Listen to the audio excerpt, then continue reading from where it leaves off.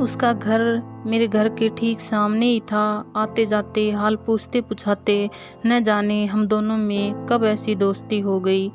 वह हमारे घर आने जाने लगी। मेरा पति उसका देवर लगता था। वह मेरे पति से घूंघट करती थी। मेरा पति दिल्ली शहर में अच्छी कंपनी में काम करता था।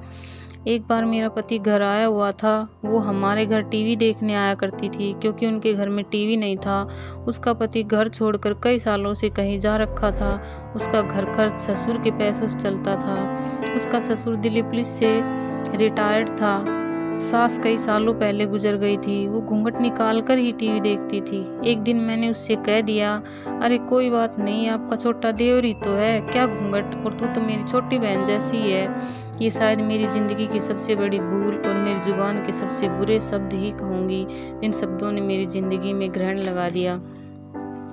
ऐसे ही दिन चलते रहे और न जाने कब उसने मेरे पति को अपना बना लिया। मेरा पति जब भी घर आता, उसकी सुबह उसके घर के आंगन में और शाम उसके घर की छत पर होती। रात को लेट तक घर आता और मैं पागल कुछ समझती नहीं। धीरे धीरे मुझे मेरे आस पड़ोस के और लोगों ने बताया या कहूँ दर्पण दिखाया, पर मुझे फिर भी यकीन नहीं हुआ। एक दिन दोपहर का समय था। मेरा पति उसके घर था। मैं खाना खाने के लिए बुलाने गई तो जो मैंने देखा उसको देखकर तो मेरी आंखें फटी की फटी रह गई। वह दोनों एक रजाई में, मेरी जुबान तो जैसे खींच सी गई। मैं वापस घर आई और रोने लगी। मेरे पीछे पीछे मेरा पति आया और उसने कहा, जो तू सोच रही है ऐसा तो कुछ भी नहीं है, वो तो मेरी माँ जैसी है। बस सर्दी थी तो मैंने रजाई में पैर रख लिए और मैंने फिर विश्वास कर लिया।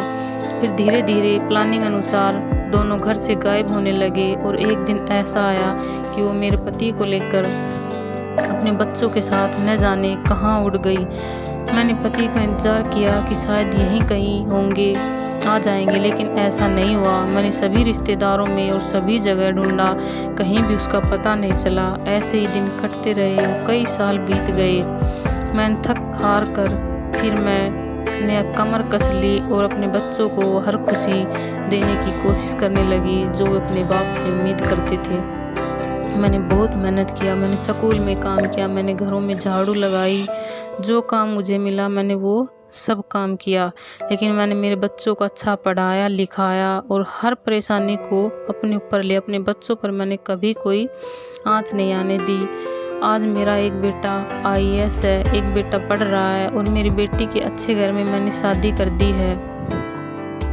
ऐसे गुजरते गुजरते मेरी उम्र तो ढल गई है, लेकिन मैं अपने बच्चों के लिए कभी कोई कमी नहीं छोड़ी।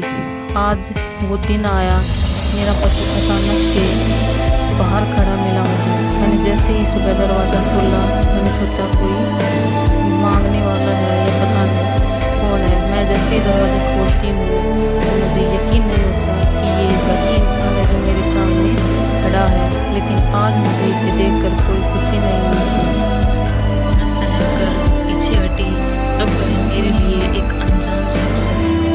मैं मेरे पैरों में गिर गया, जोर जोर से रोने लगा। फिर मैंने कहा, ठीक है, मैं तुझे माफ़ तो नहीं करूँगी, बस तुम्हें इस घर में रहने की इजाज़त देती हूँ। तुम घर में रहो, खाना खाओ, आराम करो, कभी मेरा पति बनने की कोशिश मत करना, क्योंकि मेरा पति कई सालों पहले मर चुका है और मेरे बच्चे कभी बर्दाश्त नहीं करेंगे उनकी विधवा होकर कोई अनजान आदमी आ जाए। ये सब सुनकर मेरे पति का मुँह जमीन में गड़ गया और मैं अंदर चली गई। इसलिए मैं इस कठिनाई से गुजर रही हर औरत को यही कहती हूँ कि कभी अपने को कमज़ोर मत समझो। तुम अकेली वो ताकत हो जो तुम अपने पति के सहारे कभी नहीं बन सकती। एक बार उठकर कदम आगे बढ़ाओ। Thanks for watching. Please like, share and subscribe.